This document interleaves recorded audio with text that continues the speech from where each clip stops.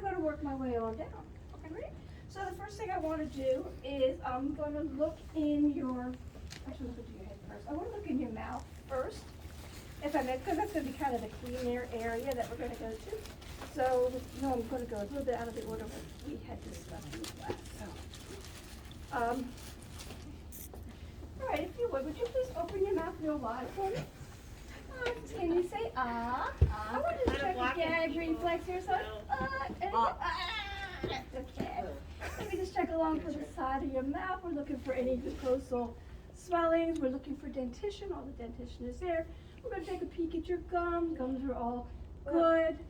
Okay, so basically I'm going to be done with this for the moment. But what I can do also, can you close your eyes, please?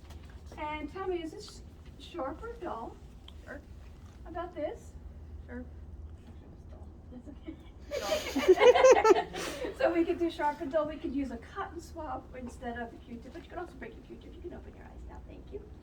And then we're going to take a look at the head. We'll make sure it's normal cephalic. We're going to be looking for any kind of lesions or anything that might be on the head, any abnormal bumps or bruises or indentations. We're going to be looking for any kind of pediculosis, some creepy crawly things. There's nothing in her hair. She's fine. I might want to check then her,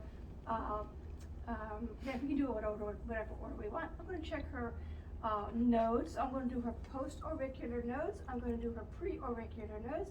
I'm going to go back to her occipital, and then I'm going to do her anterior and posterior cervical nodes. While I'm here, I'm going to check her carotid arteries one at a time. They're both good. I'm going to check her temporal arteries. They're good. I can check them bilaterally, but I can't check these bilaterally, of course. I'm going to look at her eyes. I'm looking at her eyebrows. I'm looking at her eyelids. Any problems with them? Any like exophthalmos? Any ptosis, drooping of the eyelids? I'm going to then go ahead and I'm looking at the eyes and where those eyes are ears are they located kind of the top of the ear should be at the eye. If it's higher than that, that's an abnormal. I'm looking at her canthus, making sure that her canthus, her lacrimal duct is not excessively tearing. I'm going to ask her then to look at me. I'm going to just shine this light in her eyes and see what kind of a pupillary response we get. So both direct and concentric. So as I flash in here, I'm looking for a response in that opposite eye. And then I'm going to do the reverse on the other side. I'm going to have her then follow my light, my cardinal fields of gaze. I want to go to the left, I want to go to the side, I want to go down on both sides. We're doing great. And we're looking at cranial nerves 3, 4, and 6 when we're doing that. The pupil response was cranial nerve 2. I may want to have her smell. If you could close your eyes, please let me know what this is that you are smelling. Coffee. So her olfactory nerve is intact. Where else are we going? Let's go with our the cranial nerve 8, so that we're looking for her auditory response. So I may want to cover one ear. And can you hear what I said? Okay, and then we do the same on the opposite side. I'm going to do the Weber and Rhine test to determine whether she's got any sensory neural or conductive hearing loss, in which I am going to strike my hammer against my hand. I'm going to put it on the back of her ear. When you hear it stop, there you go. Let me know, and then I'm going to move it to the front of the ear. And just don't. And she should continue to hear it. Okay, so that is a positive Rhine test. I can also check the Weber test, where I'm going to stick it up on the front of her head without any hair, ideally. And she's going to tell me if she hears it more in one ear than the other. Should pretty much be equal between the two ears. It's equal. Good. I'm going to take a look at her. Oh, as far as the ears are concerned, we're also looking at the pinna. We're looking to see whether there's any abnormal drainage of the cerumen from the ear, whether there's any big bruises or holes in her ears that so maybe somebody tore out an earring or something like that at some point in time. We're looking at her pinna and the tragus, making sure that everything is okay there. Then I'm gonna take a look at her nose. I'm gonna peek my light up here. I will be looking at the turbinates. My turbinates should be pink. If they are gray or if they're really beet red, that means that there's a problem going on. Didn't shine my light in there, did I? In your mouth? I know I put the thing in there. No. I shine my light. There we go. I want to see she's got some tonsils. She's got some tonsils in there. Not everybody has tonsils. We are taking a look at those tonsils. So we checked some of the nose, the occipital, the posterior and anterior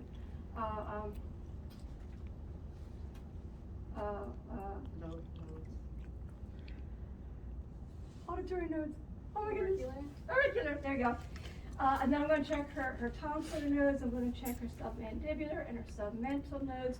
I'm going to go down anterior, posterior. We've already talked about those. And then we're going to go out and we're going to check both her clavicular and supraclavicular nodes there.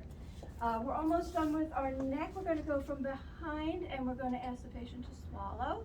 And we're going to see if we can feel that thyroid bob out from behind her trachea, and that is an abnormal finding.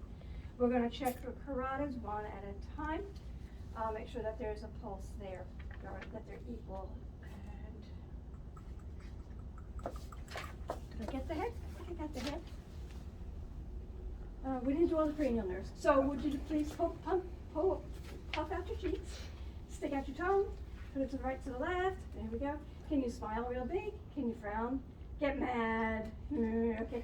So we're checking her facial nerve. We're checking her trigeminal nerve. Can you swallow okay? We've already checked the gag reflex so that we know that 9 and 10 are good. Can you shrug your shoulders up for me against my hand? So we're checking cranial nerve 11. And then we're going to ask you to, we did 12, we did the swallowing. And I think that's all the cranial nerves. Am I missing anything? Let me give you 3 things to remember. Then when we're done, we're going to ask you what those 3 things are. So we're going to say it's going to be blue and bed and goat. Okay. Okay, so I'll remember those 3 things for the end. And can you tell me something? What school did you go to? What high school did you go to? South Fork, And what year did you graduate? 2004. Person did that. And what's the name of your dog? Jensen. Big. So we've got our memory. Now could you stand up for me, please? And I'm going to have you stand with your hands out in front of you and put your palms up, close your eyes, and we're going to wait and see if there's any palmar drift. We're also going to look and see if she's swaying so we don't see any Romberg going on here. Thank you. You put your arms down. Now do me a favor and walk a couple steps that direction and then turn and walk back. So I'm then assessing her gait. Thank you. If you could sit back down again, continuing on with our neuro and our balance and our gait. So we've done the head, we've done the neck. We are going down to the chest, at which point we are going to first inspect. We're not going to actually disrobe our professor here, but we would assess the chest, and we're looking again for at our anterior, posterior diameter as well as our lateral diameter. And she's got a nice 2-to-1 ratio at least, but we would expect maybe a closer to a 1-to-1 ratio on somebody who has that barrel chest with COPD. So this is what you're telling me for your checkoffs, right? So we're going to listen to, so I've done the inspection, I'm looking for scars. Oh, she had a cabbage, she had coronary bypass graft at some point in time. And it would give me some additional information about her. I'm going to then auscultate at my 5 landmarks, which is going to be my aortic, which is going to be the second intercostal space left of the sternal border, my pulmonic, which is going to be right intercostal space, right of the sternal border, second intercostal space. My Erb's point is going to be between 3 and 4 or so along the left side of the sternum. I'm going to go down to the 5th intercostal space where I'm going to listen to my tricuspid, and then my mitral is going to be approximately underneath the nipple on mid-clavicular line. And we're going to take a listen and a feel there. That is my point of maximal impulse, so I should be able to not only hear but also feel a pulse there. If we cannot feel it, she may want to lay to the left side. That brings that a little bit anterior to the chest wall so we can hear that better. So I am listening to my 5 auscultatory points with my stethoscope. 1, 2, aortic, pulmonic, Erb's point, tricuspid, mitral valves. At this point, if I wanted, if she was agreeable, we could do a breast exam. We could make sure we check in the axillary tail vent. That's not in the check off, sorry. And then we can proceed to our lung sounds. Oh, sorry, I didn't mean to go to your back. First, I'm going to do my lung sounds. I'm going to begin up here, above my clavicle, and I'm going to listen in a progressive way going down. So 1, 2, 3, 4. She's taking deep breaths each time that I'm coming down. And I'm going side by side. I'm going over under the arm to check my medial lobes and kind of in the middle here. So we're going to say 10 on the front. We've been back and forth a number of sites. We're going to say 10 on the front, 12 on the back. So as I go on the back again, each time she's breathing a deep breath for me. So And we're going to go, oops, from top to bottom, again up here. And we're going to hear her broncho sounds. We're going to hear bronchovesicular sounds. We're going to hear bronchial sounds as we come down a little bit further, and of course we're going over to the sides on either side as well. We're also going then to check her for tactile fremitus. We're going to say 99, 99, and again, 99, and again. 99. All right, so we're making sure there's some vibration going on there. We should feel vibration, that's normal. The thing does talk about chest excursion. Can you turn a little bit more? Where we're going to take both sides, we're going to kind of move them to each other. And take a deep breath, and as she takes a deep breath, my thumbs move apart from each other, and that is going to be chest excursion. And that is another thing that we are assessing for. We're going to stick to only what's on here, because there is something else that I've got that's not on here, so we're not worry about that. We did that. We didn't do the conjunctiva eyes, so I didn't finish the eyes. You did that. I didn't do the conjunctiva. We talked about the conjunctiva, we didn't talk about the Yeah, you did. sclera. Just in case I missed it, I wanted to go back, make sure we got that. And then the cover test, so that when we cover one eye, and if we let this eye go, and our eye goes like this, that's an abnormal finding, so we put that there. Wow, we do have the Snellen test there. What's the cranial nervous Snellen test? 2. Very good. So, E, F, E, let's switch eyes. T, O, Z. How about your range of motion in your neck? And I know you complained of some shoulder pain. How about your range of motion in your shoulders? It's good We're today. on that, okay. How about the range of motion on your arms? They're good. How about the range of motion in your wrists? Can you squeeze my fingers, please? Oh, their fans are cold. Woo! Cold hands, cold heart. Well, diaphoretic? I washed them. Okay, so while I'm here, so we did the chest. I'm going to go ahead and do this because I'm here anyway, and I can do it whatever order I want, really. I'm going to assess my radial pulse, my brachial pulse. I would then continue, well, I'm not going to do that right now. Let me go ahead while I'm on the arms. We did our range of motion already. I will assess my reflexes so that I will hit my Wait a minute. I will hit my thumb and I will expect to see a reflex. That's the one that I was telling you about. The one I was asking you about. Oh, you got it. So this is going to be my biceps. Then we're going to do my triceps. You're supposed to kind of hang your arm out like this, and I go like, I don't know where it is. It's a There it is. It worked. And then I'm going to It's do like a funny bone. my She did it. it's not funny now, is it? My brachioradialis. There we go. Woo. Shut down the thumb. You can feel it. Good job. So I'm checking my reflex. So I'm going to do my lower extremity reflexes when we get there. But again, up and down, I'm going to keep that to a minimum. While she walked over there, I probably should have had her bend over. Then I'm checking for the scoliosis, lordosis, kyphosis, or whatever that we may be seeing abnormal with that. We did her gait. I think then we are just up to your abdomen. We did your chest, so if you would lay back for me. We're going to check that abdomen. We're going to make sure that we inspect first. We don't touch. Don't touch. So we are inspecting that abdomen for any abnormality. So then I would make sure I cover you if we are doing something like that. So I am assessing for any scars or bruising or hernias or anything that is out of the normal. She may have had surgery, and that will help me to know too what she may have going on underneath there.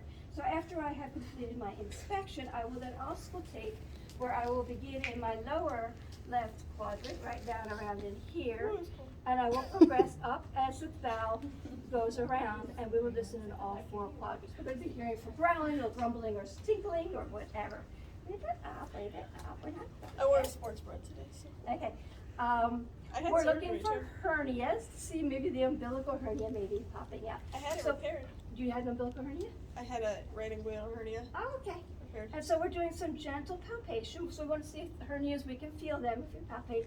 And we also then want to percuss as we go along. And we should be hearing it nice and hollow down here.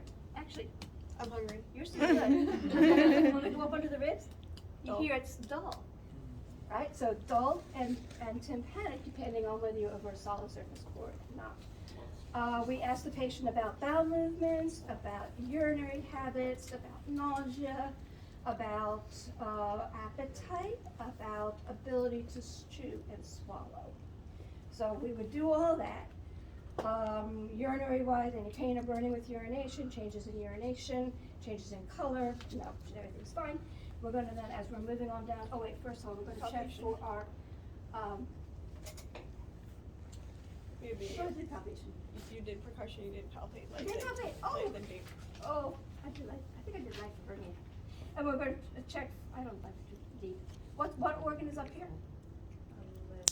Liver, what organ's up here? Spleen. What's here? Letters down here. What's here? Aorta. The aorta. So we're gonna listen to the aorta. We're gonna listen to our renal arteries, to our iliac arteries, to our femoral arteries. As we hear them coming up, we're gonna go ahead and move down. We've checked our femoral pulses there. We're gonna check our popliteal pulses. We're gonna check our posterior tibial, which is gonna be right in here. And we should do that bilaterally at the same time so we can make sure they are equal in strength. We're then gonna check our posterior tibial pulses. We can check strength, ask her to push down, ask her to lift up, ask her to bend her knees. We're gonna check some range of motion. How about external rotation? There we go. How about the other leg? There we go. So we've got our external rotation. The only thing I really haven't covered, and I don't think it's in there, is gonna be your butt. Because of course, you've done all this assessment. She's been sitting on her butt.